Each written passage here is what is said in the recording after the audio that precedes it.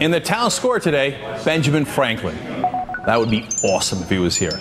All right, we're going to talk about him. In 1732, the iconic colonial started publishing the Poor Richard's Almanac, providing sage advice and commentary on 18th century America. Well, a lot has changed since then. You know the story already. We're a country crippled by debt, partisan bickering, and special interests run rampant. Death and taxes have become the only guarantee in life. So what would old Ben think of the current state of our union? Well, Tom Blair is here to tell us. He's the author of Poor Richard's America, What Would Ben Say? All right, Tom, first, I want to know how you did the book. Did you research Benjamin Franklin to see what his attitudes might have been for today's news? Yes, and one of the advantages of Ben Franklin is for 25 years he wrote Poor Richard's Almanac, and that has about 1,000 of his truisms. The other is he suffered from the gout, so he couldn't stand and give a speech. Unlike the other founding fathers, he wrote out his speeches. So they were great source documents. All right, now, before we get into what he would say about China and the banks, I'm going to take it in my own direction. How much would he hate the current Republicans? I think he had the same feeling about the Republicans as the Democrats, which is you're in a very, very deep hole now, and what you need to do is stop blaming each other and work together to solve the problem. Yeah, but I mean, Ben Franklin, one of the world's biggest liberals. It's not like he'd go in a conservative direction.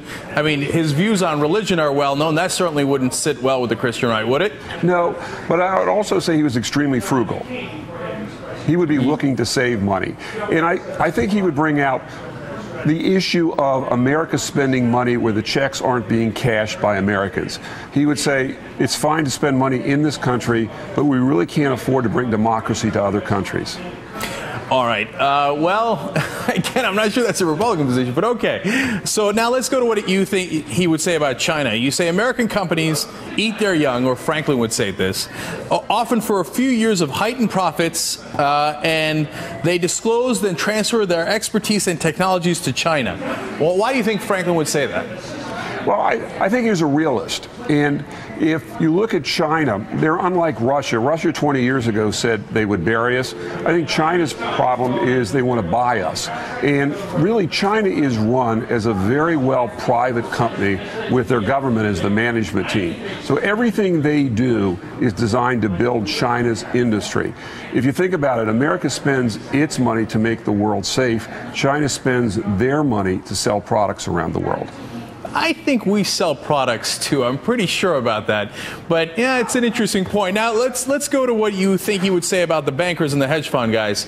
It says here, why is that hedge fund manager pay a lower tax rate than other professionals? Could it be that the year he pulled a few tens of millions of dollars from their pockets to tender campaign contributions was the same year the tax rate applicable to hedge fund managers was debated in Congress?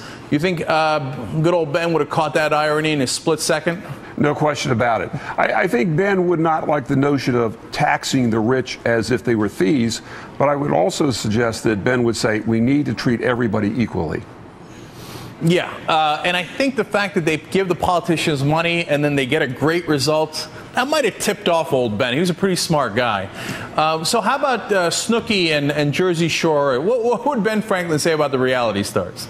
I think he would say we're wasting our time to a certain extent, that we really need to judge ourselves against people that have been successful versus entertaining.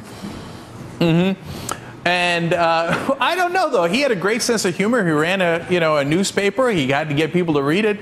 I think he might have enjoyed the situation. I think he might have wrote a couple articles about that. He might have enjoyed it, but I think he might have enjoyed it for 10 minutes a week. All right. And finally, I want to go back to this religion issue. Not a lot of people know what Franklin's religious views are. Can you just quickly fill us in so we have a sense of where he would stand in our spectrum today?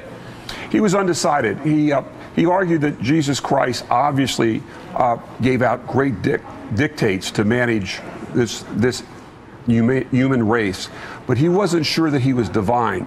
And what he suggested is he would wait until after he was dead to determine whether there was truly a religion or not. My guess is that would not sit well with a lot of folks on Fox News. All right, thank you so much for joining us, Tom. We really appreciate it. Thank you.